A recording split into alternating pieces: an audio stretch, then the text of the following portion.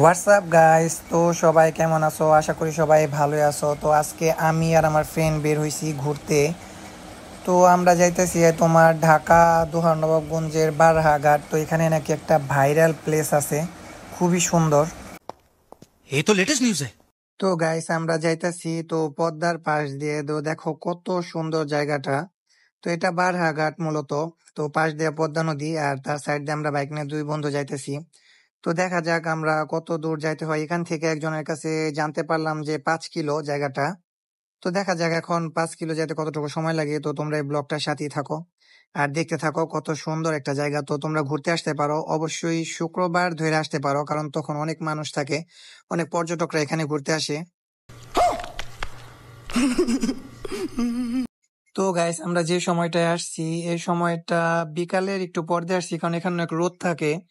তো যারাই আসো অবশ্যই তোমরা একটু সন্ধ্যার দিকে আসতে হইব না, তো বিকেল বিকেলে আসার চেষ্টা করবা, কারণ যদি দুপুরে আসো এখানে অনেক রোদ থাকবো, তো তোমরা দাঁড়াইতে পারবা না এতটা রোদ।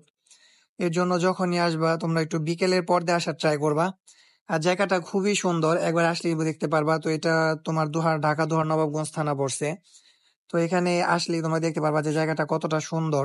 তো আমরা যেখানে যেতেছি এটা একটা ভাইরাল প্লেস। এটা আমরা যেটা যেতেছি সেটার জায়গার নাম হলো পদ্মা গার্ডেন।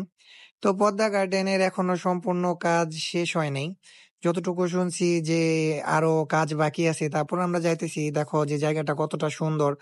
এখানে আমি ফার্স্ট টাইম আসলাম, মানে এর আগেও আসছি, তবে এই ভিতরে আসা হয়নি, এতটা ভিতরে আসা হয়নি, এই প্রথম আমি এতটা ভিতরে আসলাম। नहीं। তো গাইজ দেখতে দেখতে আমরা আসা পড়লাম পদ্মা গার্ডেন। তো এখন আমরা পদ্মা গার্ডেনের গেটের সামনে। তো এখানে আমাদের টিকিট কাটতে হবে, টিকিটের দাম মেবি 20 থেকে 30 টাকা। তো সবাই দেখতেই পারতেছেন যে ভিতরটা কতটা সুন্দর। তো এই যে ছোট ছোট যে ঘরগুলো আছে, এই ঘরগুলায় বসে আপনারা পদ্মা দেখতে দেখতে খাবার দাবার খাইতে পারবেন। তো এখানকার খাবার দাবারের মান জানি না কেমন, কারণ এর আগে কখনো আসা হয় নাই, এই প্রথম আসলাম। তো খাওয়ার পরে রিভিউ দিতে পারবো যে এখানকার খাবার দাবার কেমন। তো আশা করি খাবার দাবার ভালোই হবে। তো দেখেন এখানে কক্সবাজারের মতো ঝাউ গাছও আছে, হয়তোবা ঝাউ গাছগুলা কৃত্রিম, তবে খুব সুন্দর লাগতেছে। তো আমরা যেদিন আসছি এই দিন সম্ভবত এখানে হ্যাঁ লাইভ কনসার্ট চলতেছে। তো এখানে আপনার বিয়ে বাড়ি তারপর জন্মদিন এসবের জন্য ভাড়াও দেওয়া হয়। তো আপনাদের যাদের মন চায় যে পদ্মার পাশে বসে আপনারা খাবার দাবার এনজয় করবেন আর এত সুন্দর একটা প্লেসে আসবেন। তো এই যে আমার সামনে আমার ফ্রেন্ড আছে, তো আমার ফ্রেন্ডও ঘুরে ঘুরে ভিডিও করতেছে। তো দেখেন দুই পাশে ঝর্ণা, তো ঝর্ণাগুলো খুবই সুন্দর, আবার এখানে মাছ চাষ করা হয়। তো জায়গাটা খুবই ভালো লাগছে আমার, এখানে এসে মনটা ভালো হয়ে গেল। আর এখানে লাইভ কনসার্ট চলতেছে, সবসময় লাইভ কনসার্ট থাকে না, বাট এখানে হয়তো বা ঈদ উপলক্ষে আর কি করছে, আয়োজন করছে। তো আমরা ঈদের ছুটিতে ঘুরতে আসছি। अच्छा, हमको सिखा रिया है। তো গাইজ দেখতেই পারতেছেন যে জায়গাটা কতটা সুন্দর।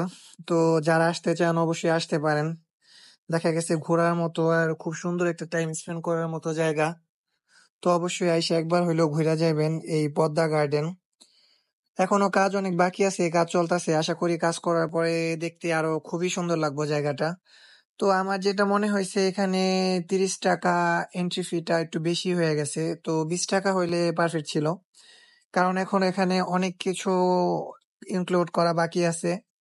তো দেখা গেছে যখন সম্পূর্ণ কমপ্লিট হবে তখন অবশ্যই হয়তো বা আরো ভালো লাগবে দেখতে। তো দেখা গেছে যে এখানে এখন আমার যেটা মনে হয় যে 30 টাকা টিকিটের প্রাইসটা একটু বেশি হয়ে গেছে, তো 20 টাকা হলে ভালো হতো। তো আমরা উপরে যাইতেছি যেখানে লাইভ কনসার্ট চলতেছে। एक काम कर 200 रुपए दे और 50 रुपए काट ओवर एक्टिंग के वजह।